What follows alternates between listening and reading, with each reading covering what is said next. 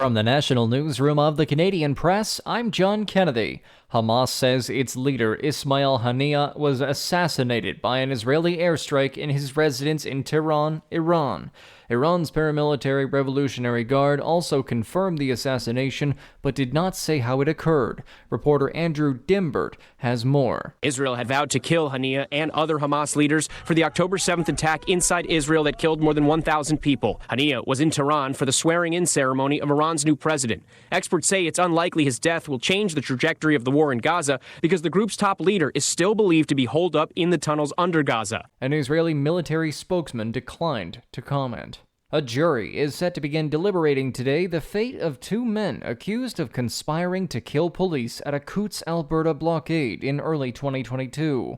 The panel has been hearing testimony for 7 weeks in Court of King's Bench in the case of Anthony Olenek and Chris Carbert.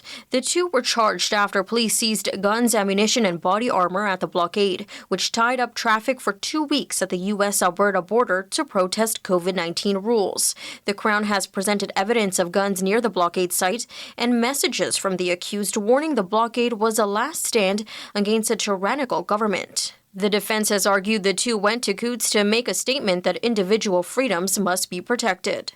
Brenda Molina Navidad, The Canadian Press. Scientists are claiming sand from the Sahara Desert is putting a hold on the Atlantic hurricane season.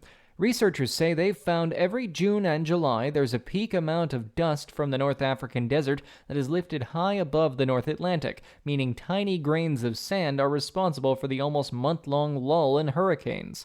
Dartmouth, Nova Scotia's Canadian Hurricane Center says hurricane season is sure to pick up in the weeks ahead, with the peak of the season typically arriving in the first few weeks of September.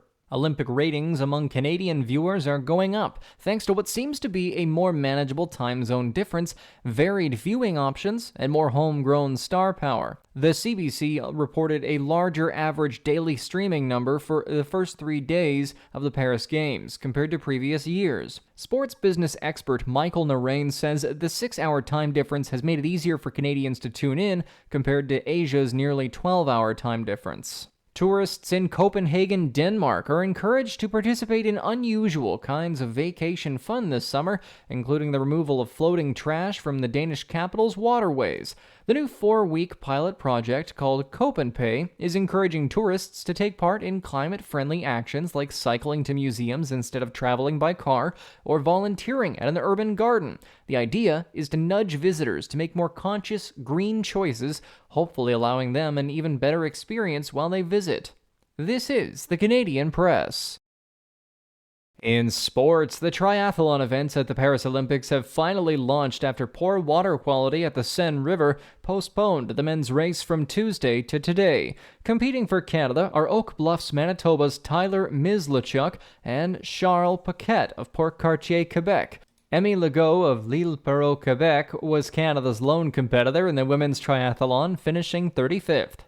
Canada's under-20 men's soccer team failed to qualify for the 2025 World Cup for its age group after falling to Panama in CONCACAF Championship quarterfinals. Panama beat Canada 2-1 with 10 men on the pitch, while the Canadian side was reduced to 9 players due to a wild extra-time session that saw multiple red cards. The Toronto Blue Jays have shipped out 8 players in 6 days ahead of Tuesday's Major League Baseball trade deadline and received 14 in return, with all but one still considered prospects. From the Canadian Press, I'm John Kennedy. Thanks for listening. Don't forget to follow and subscribe. For more of today's top stories, visit thecanadianpressnews.ca.